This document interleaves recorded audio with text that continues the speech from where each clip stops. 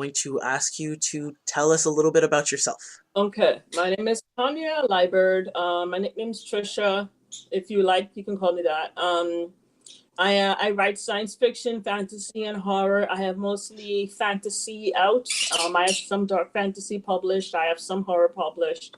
I'm working on a novel, and the first ever short story I got published. Before it ever got published, Missy Shaw did in her workshop as an example of what they call code. Review uses it in her Black horror UCLA. That's awesome. Jordan Peele has lectured it and stuff. So Seriously? yep, Oh my god, that's amazing. that's the one he crashed. That made the Twitter moment. That's the one. Oh wow. Yeah, That's amazing. Sorry, I'm just such a huge fan of Jordan Peele. yeah. It's All right. Can you tell us about how you felt when you found out about Nothing Without Us anthology? um. I thought it was a great thing to happen. And I was really happy to be asked to be a part of it. Um, it took me. I mean, let's see. It was in the convention, and I started racking my brain right away as to get a story that I can do. And someone said something, and it set something off. Like at the end of one of a panel that I was sitting on, and it set off an idea. And then because people who are mentally ill tend to be, instead of being the perpetrators of violence, they tend to be the victims of violence. And I knew I wanted to talk about that, but I needed to get a whole plot around it. And something said, just put the this guy said he was talking to me, and it put the wheels in motion. Let's talk about a little bit representation. So you're tackling the angle of mental illness. Yeah. So how would you qualify the representation of mental illness in media right now? One of the biggest things is the mistake of dissociative identity disorder. They tend to conflate it with schizophrenia. And they say they're schizophrenic, and then they say there's different personalities. And when you know about mental illness, that it's not a great thing. People who are mentally ill tend to be the villains or the perpetrators of violence in fiction. I don't think it's a really great representation at the moment, and I think it's distorted. What made you decide to participate in Nothing Without Us? I advocate for mental health. I write about mental health issues in my fiction.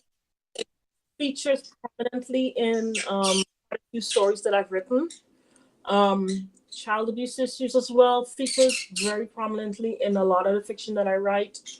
Because I think there needs to be more education and talk about those things in general and with the general public. Absolutely.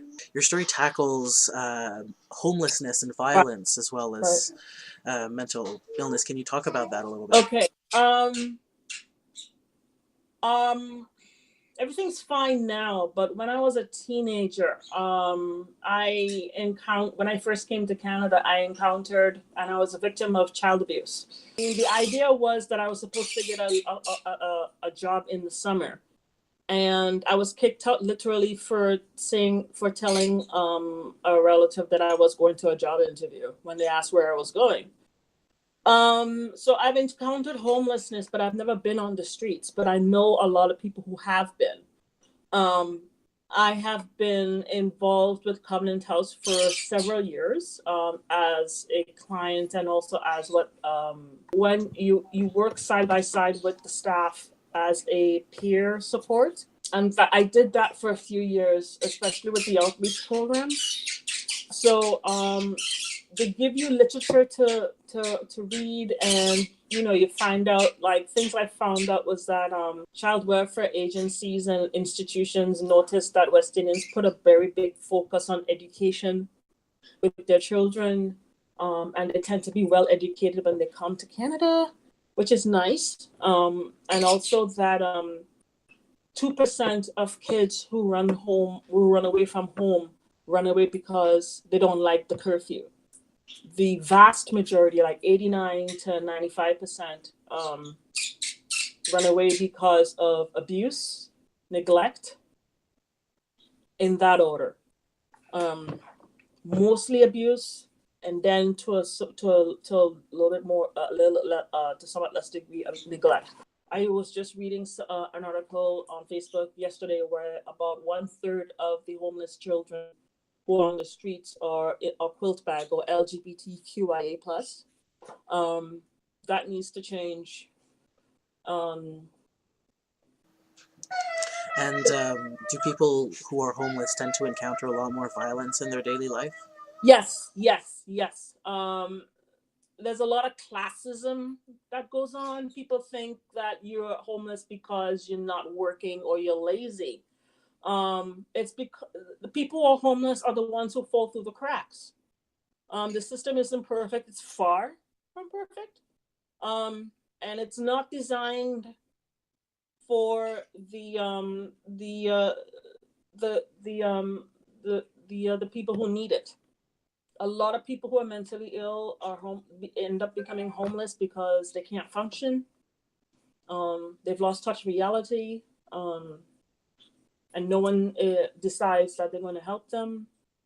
Um, it's far and few between where people decide to do something about a homeless person that they see every day, and they decide, okay, I'm going to do something to help this guy out. I mean, people have been. I mean, a very good movie was The Caveman's Valentine, um, which was really great because Samuel L. Jackson played the homeless guy who used to be a Juilliard scholar, and he ended up on the street because he had a mental illness and he did not want to take any medication. His daughter ended up being a police person, and she had to admit one time when he was being protective of her during a police encounter. Even though she's a policewoman, she had to admit that he was her father. Um, it was a very great. I really loved that movie, and it came close to being accurate. A lot of people who are a lot more than you think actually. People would have been educated, have master's degrees, and they still end up homeless because of circumstances where they fall through the cracks, or they just don't have any supports. So yeah. Definitely. Mm-hmm. I have one last question about your story specifically. Mm-hmm. You chose to use the second person as Yeah. the. Can you talk about that a little bit? Okay.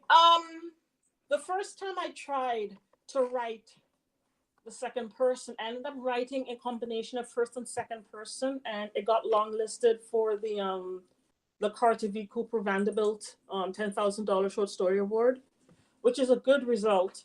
Um, but after that, it couldn't really find a home, and people told me it's because people tend to run away from second person. But I like it if you do it well, and apparently, I had very good feedback on my use of it. So I really wanted to dig my teeth into doing a short story that was absolutely in second person. Um, and I was looking for an opportunity to do so. And I thought it would be a very good way of just illustrating the dissociation, um, the sense of unreality, and and the tone of the whole experience that the main character was going through. I thought a second person would do it very well.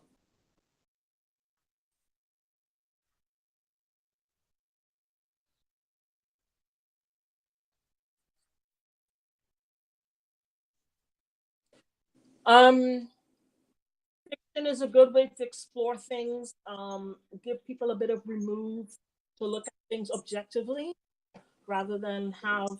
I mean, it's good to have first person and nonfiction accounts, but fiction also help. If it's utilized correctly, can also give people a bit of remove, like I said, and give people a chance to take a look at something that they probably didn't look at. Like for example, Animal Farm. You know, you're conditioned to see a political situation one way, but if you take it out of a certain context and place it in another, all of a sudden it illustrates the flaws and why it needs to change. And that's why Animal Farm is such a classic. And also a piece of speculative fiction, but it's not considered speculative fiction, just like how Margaret Atwood seems to um, she seems to dodge all the speculative fiction apples that get thrown her way. Yeah, it's just fiction. It's not. You know. Where can we find your work? And where can we Okay. find you? You can find my work on Amazon. You can find my work on Book Smugglers of Afrofuturistic story that I'm very proud of that they published. You can find it on Book Smugglers, which is one word, Book Smugglers. .com. You can find me on Twitter as some silly WOWZER, some silly wowzer, one word. You can also find me on Facebook as Tonya Patricia Liburd. I'm the only Tonya Liburd on the planet who's a writer. So if you see a Tonya Liburd that's a writer, it's me. Sounds good. My name comes from a country of 12,000 people strong. So it's good. It's Well, thank you so much for all for your answers. That was awesome. yeah. All right, I'm gonna